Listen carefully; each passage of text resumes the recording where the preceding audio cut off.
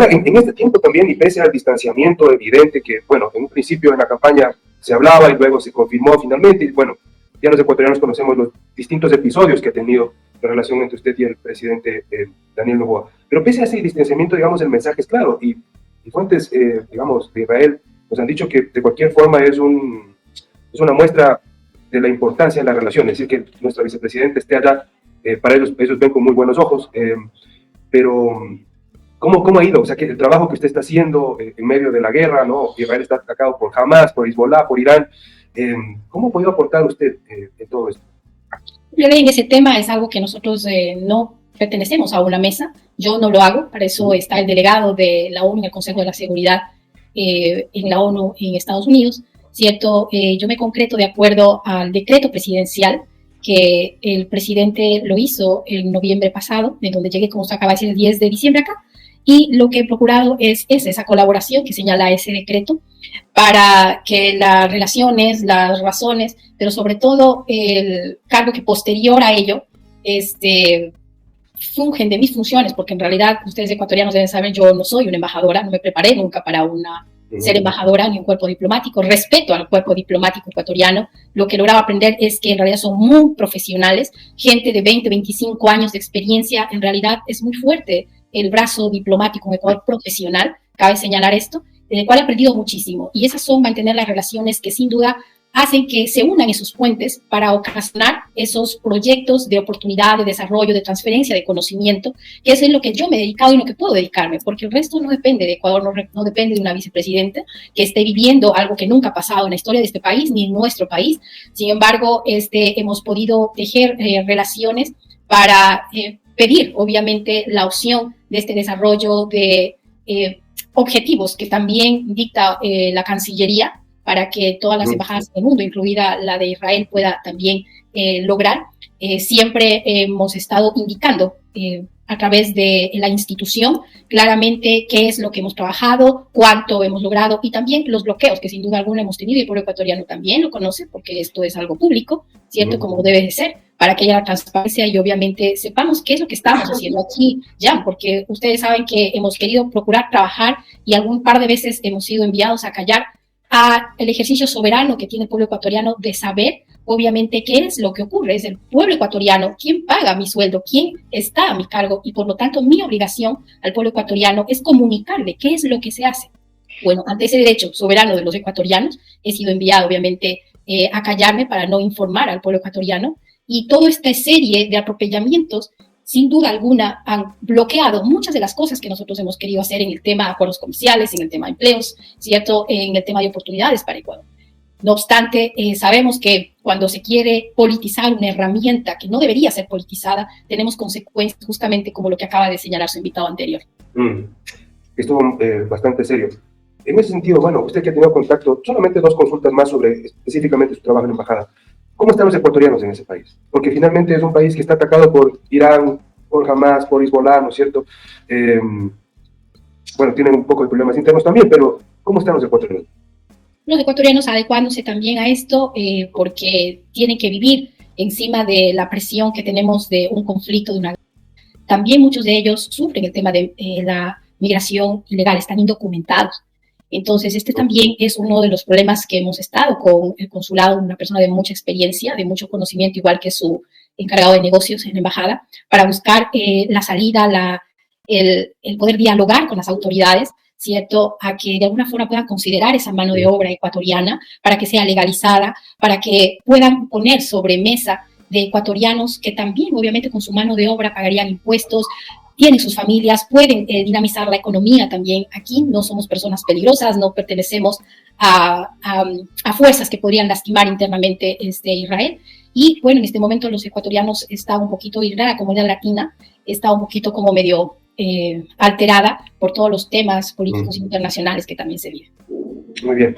Bueno, en ese sentido usted algo ya nos adelantó acerca de algunas disposiciones del gobierno para que usted no pueda comunicar, incluso hasta sus acciones, sus gestiones ahí como embajadora, estas cuestiones. Pero, ¿cómo está su integridad? Digamos, en este space que hizo justamente cuando fue el ataque con los periodistas de CNN, se hablaba de que no había tenido contacto con la Cancillería, ni llamada del gobierno, ¿no es cierto? Que estaban, digamos, acompañados por un poco el gobierno de Israel, pero ¿cómo está ahora su integridad? ¿Se pudo mejorar un poco la comunicación o en general pues sigue igual cortado?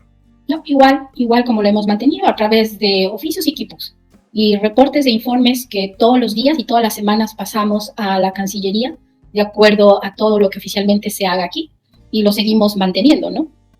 Con respecto a esto, sí vale aclarar ya que desde el momento que yo estoy acá, desde diciembre hasta esta fecha, en realidad una carta de empatía con los funcionarios que trabajamos aquí, porque recordemos que el 14 de abril pasado fue uno de los ataques que casi diario existe en Israel por parte de la Franja de Gaza.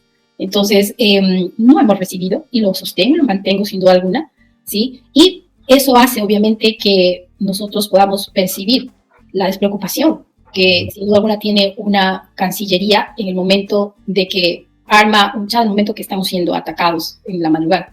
Entonces, después de mis declaraciones, envía un comunicado de apoyo a los ecuatorianos y después cambia y pone mi nombre. Es decir, es clarísimo el atropello que se tiene. No creo que me inventen nada. Los ecuatorianos están más informados que incluso nosotros mismos y eso me alegra mucho de tener un pueblo que está atento siempre a las injusticias. Qué lamentable, vicepresidenta, escuchar esto de primera mano, oiga. Pero hay cosas más, y ahora vamos cambiando justamente un poco a la situación un poco más personal y política también, porque lamentablemente se ha mezclado aparentemente eso. Es decir, hay una situación judicial con su hijo, de la que usted ha guardado silencio, ha sido bastante prudente, ¿no es cierto? Pero nos hemos enterado por publicaciones que ustedes, queridos amigos, pueden encontrar acerca de incluso cómo demoraban luego del pago de fianza la libertad, digamos, ¿no? Es decir, que salga de la roca su hijo. El caso lo habían bautizado como el caso Nene. ¿Cómo lo ha vivido usted, vicepresidenta? ¿Es una persecución? ¿No es una persecución? ¿Cómo se vive eso en el seno de su familia? Bueno, lo he denunciado, lo vuelvo a hacer, es un lawfare, es una persecución, ¿sí? Y ahora lo puedo decir con hechos. En todo lo que ha estado viviendo Ecuador después de este trágico y penoso, en realidad, episodio en donde es contrario totalmente a los valores y principios que yo he representado a las personas que han confiado desde hace 24 años de lo que es mi esencia como política. El defender los valores como la libertad es algo que hoy los ecuatorianos pueden entender y vivir de carne propia lo que se está viviendo una persecución en Ecuador con las personas que podemos pensar distinto o tenemos maneras diferentes de poder mirar alguna opción para resolver problemas, porque en la política se trata de poder resolver los problemas del Ecuador. No obstante, hay diferentes caminos, pero lo que nos une tiene que ser el diálogo que permite que haya diferentes opciones de poder arreglar los problemas reales del Ecuador. Es un lawfare porque la persecución empieza por mi hijo con 5 casi nada de pruebas. Un atropellamiento y un abuso de poder de fiscales, de jueces, de una fuerza institucional que, como usted acaba de mencionar, a un joven le pueden enviar a la roca. Y no obstante todo el proceso, no soy abogada, sin embargo, la defensa de mi hijo prueba claramente y me ofrezco, señor periodista, a poderle entregar todo el proceso y las líneas de tiempo en donde un malicioso abogado de la parte acusatoria mete la mano para pedir la excusa de una jueza cuando ya marcan una caución, indicando de que es prima de la persona, en donde pide el cambio de la jueza, pide que se excuse la jueza del caso, retardando día tras día tras día. Mi hijo, acerca de 20 días después de la caución, le dan su libertad. ¿Eso en qué país ha podido pasar? Quiere decir que no vivimos un Estado de Derecho, no respetamos el Estado de Derecho, Jan. Y eso es peligroso, porque hoy mi hijo es el primer perseguido político y encerrado en una cárcel por ¿qué es lo que tienen en pruebas? Un documento, supuestamente unas cenizas de un documento. ¿Eso usted cree que puede ser una prueba para una cosa como esas? No obstante, la defensa sigue trabajando, porque mi hijo es inocente y mostrará su inocencia. ¿Pero sabe por qué? Porque también hay personas honorables dentro de los jueces. Un juez le paró el carro justamente a esta mañosería con la que lleva fiscales y jueces internos anticorrupción, para decirle que levantarle primeramente una investigación a este abogado y pedir inmediatamente que regrese a la jueza, que no tiene por qué excusarse, cuando ¿qué abogado puede contrarrestar la Constitución? Porque esto se trata de esto, de atropellar nuestras leyes, de atropellar nuestro Estado de Derecho que los ecuatorianos tenemos todos, absolutamente todos, esa igualdad ante la ley. No obstante, la politización de todos los espacios que hoy en día ha ocasionado la corrupción por todos los lados, y hoy en día a la gente que lucha contra eso nos quieren involucrar en el tema, quieren construir desde la mentira, quieren construir desde el acusamiento por tener el poder a personas que todos los días de mi vida, desde 24 años, he defendido el valor de la libertad de las personas. Señora vicepresidenta, en este contexto que usted nos plantea, es decir, de persecución, de prácticamente un odio político, ¿cuáles son las salidas para usted y para su hijo? Es decir, muchos analistas han mencionado que al parecer el gobierno lo que quiere es justamente quitarle oxígeno, que usted simplemente renuncie. Así es, el hostigamiento y el maltrato ha sido clarísimo. Desde el momento que ¿Pero no va a ser, vicepresidente, usted va a renunciar? No, porque ya escucho, ¿sí? Y quiero también, de paso, denunciar todas las intenciones que tienen, porque aquí no ha terminado, ¿sí? No les ha bastado con hacer todo lo que hicieron desde una campaña, desde el destierro de Israel, todos los atropellos a través de decretos que he sido víctima, decretos inconstitucionales, y que eso no lo toman en cuenta y en vista, porque si fuéramos un país justo, eso no hubiéramos permitido. No obstante, como usted lo acaba de decir, la prudencia para seguir avanzando en un equilibrio constitucional, porque eso fue lo que yo declaré en el momento de salir del país, lo tomé como acción para ya no irrumpir más, porque el pueblo ecuatoriano tiene otras necesidades. El pueblo ecuatoriano llora, gime de pobreza, de falta de empleo, de oportunidad, de la inseguridad en las calles. Los problemas son otros. ¿Por qué los ministros y por qué ese odio contra la vicepresidenta acusándole de que yo soy un peligro? ¿Qué peligro puedo representar yo? Ahora entendemos más bien que el peligro son otros. Y en realidad esto lo puedo aún mostrar a los ecuatorianos con todo lo que ha estado pasando, este abuso de poder hacia los ciudadanos. Eso no podemos permitir, ecuatorianos, porque la persecución es real, la violencia política es real. ¿Qué hacer ante esto? Bueno, primeramente parar, porque al abusador se le para. Al abusador tiene que volver nuevamente a la causa de por qué estamos aquí en un gobierno, si no es para cumplir justamente como binomio lo que nosotros propusimos al pueblo ecuatoriano. Bueno, señora vicepresidenta, cuando usted habla de abuso de poder, usted habla de un abuso de poder del presidente, de la canciller, abuso de poder, ¿de dónde? ¿Quién es la persona que provoca o ejerce este abuso? Yo hablo directamente del gobierno, y el gobierno implica a sus ministros y ministras, sin duda alguna, y a él, porque es la cabeza de un gobierno, en donde claramente he sido aún, sobre todo, nuevamente queriendo hacer los puentes, pidiendo un diálogo, pidiendo un acercamiento, porque no es necesario llegar a esto. En este momento pasó todo límite, porque hay un límite hasta para hacer la política. Para aquí, en la guerra, existen límites, existen leyes, aún dentro de la misma guerra. Pero creo que hoy han pasado ya el límite, se han extralimitado de lo que debe ser ellos como guardadores de la democracia que tiene el Ecuador. El sostener estos valores ya en realidad ha hecho que sea atacada, y por esos esfuerzos hoy quieren destituirme a cuenta cabal, inventándome ahora el tema a través del contencioso electoral que ya están levantando, ¿cierto?, para declararme impidente a mi cargo. ¿Qué buscan? Están nuevamente queriendo hacer una investigación, ¿cierto?, hacia la vicepresidencia con el tema de tráfico de influencias.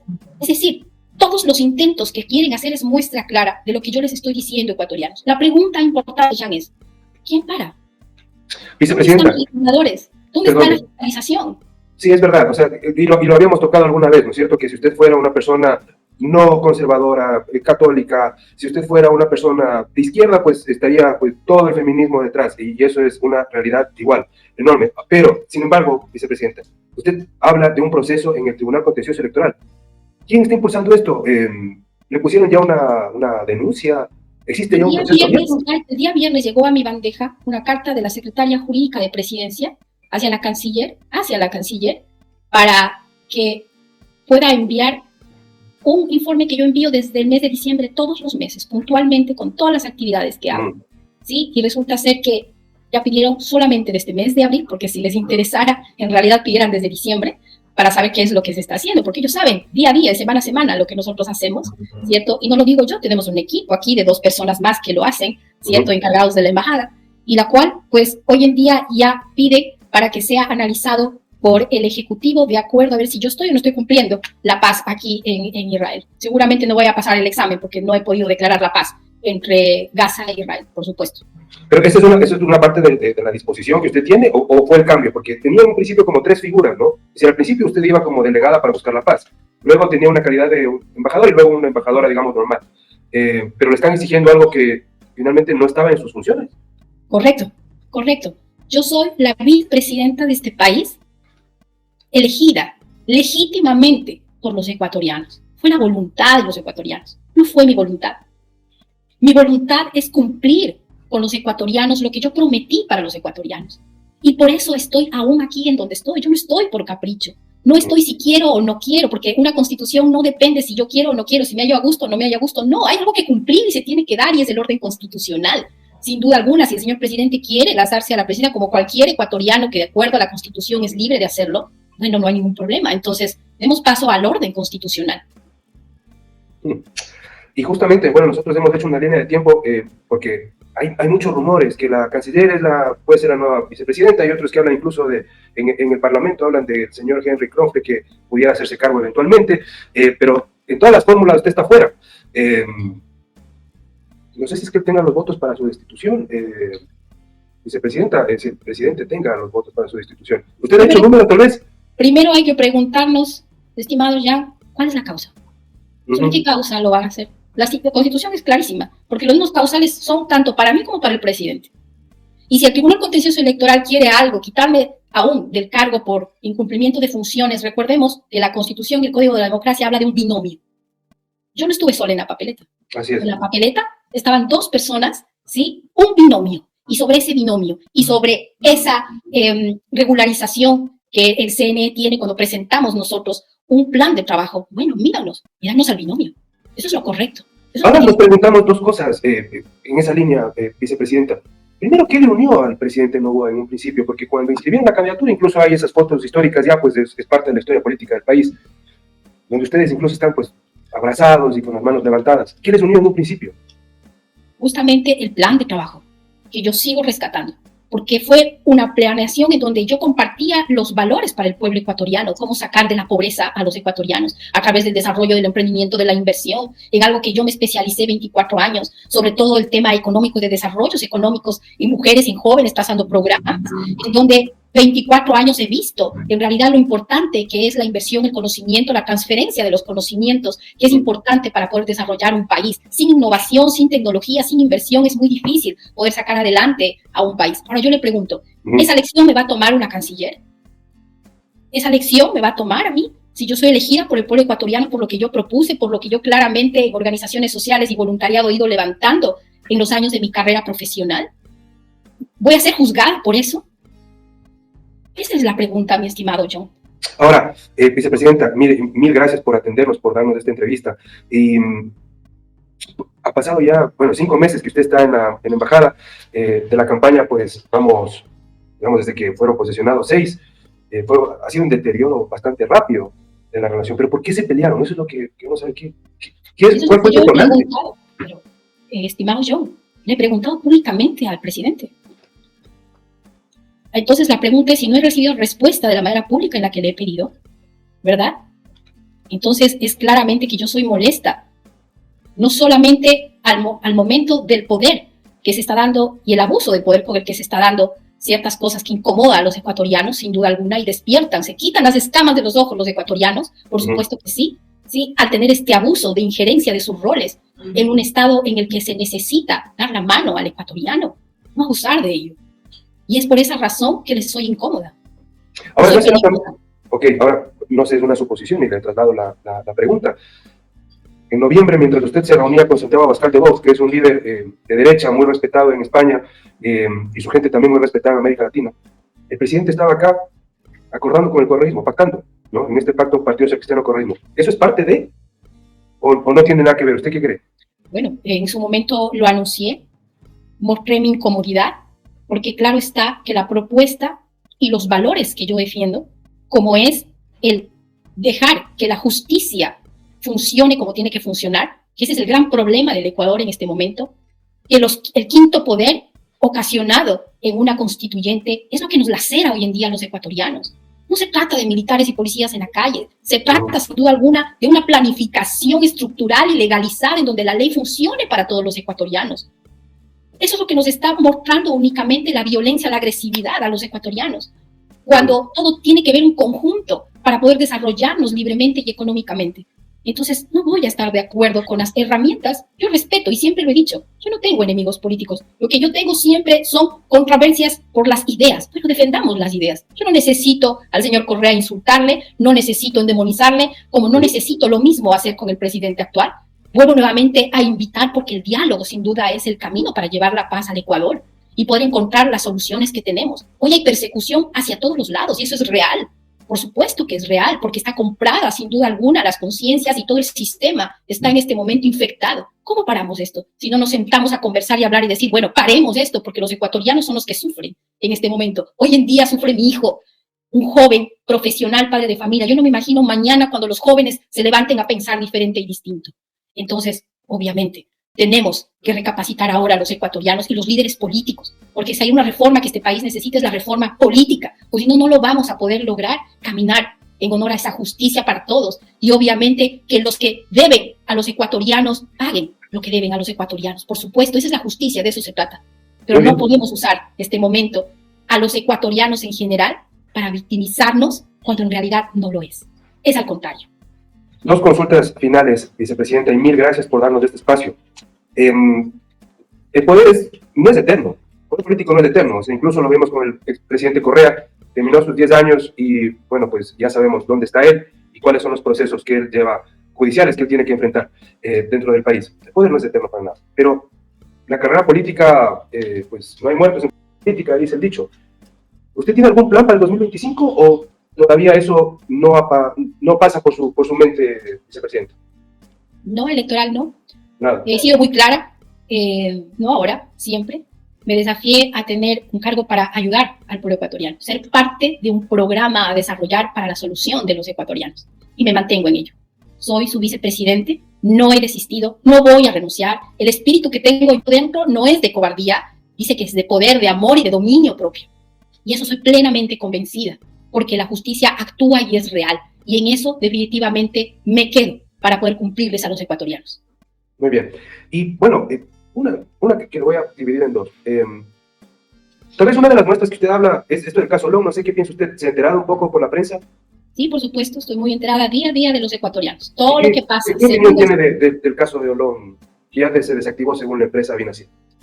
Vuelve nuevamente la pregunta. No solamente para ese caso, para tantos casos que puede existir, ¿sí? ¿Dónde está la ley? ¿A dónde hemos llegado para poder alcanzar y atropellar el respeto, que es lo importante, uno de los valores primordiales? Hoy justamente hablaba con mis colaboradores en vicepresidencia y veía un video en el Senado mexicano, y en la pared hay una frase escrita en el Senado mexicano de Benito Juárez, que es el prócer de la libertad de México. Esa frase dice clarísimo en la pared, ¿sí? Entre los individuos como entre las naciones, el respeto al derecho ajeno es la paz. Es la paz, el respeto. Entonces, si nos llevamos estos principios, no vamos a estar nunca en estas desigualdades y atropellamientos. Si lográramos entender el principio y quedaríamos con los principios, y no al contrario. Hoy en día los que defendemos los principios correctos somos atacados y perseguidos, hostigados, para que no se cumpla lo que tiene que cumplirse bajo la ley. Muy bien, y la pregunta final, vicepresidenta. ¿Hasta cuándo? ¿Hasta cuándo usted va a esperar que la cosa cambie? Porque parece que si fuera de la voluntad, si es el culpable, el presidente Noboa, de todo lo que usted menciona, pues depende de alguien más. Y eso, pues usted no es dueña, ni nadie es dueño de la voluntad del presidente, pero de la suya sí. ¿Hasta cuándo usted va a esperar o soportar o aguantar lo que está viviendo y que nos ha relatado en esta entrevista, vicepresidente? Estimado, no se trata de voluntades, se trata de cumplir la ley.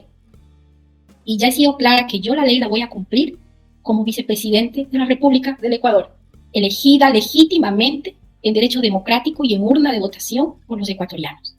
Y eso me llena de mucho orgullo, de mucha paz, porque sé que los ecuatorianos no van a permitir un atropellamiento más a su voluntad, a la voluntad de ellos, de sus familias, de su esperanza, de su gente.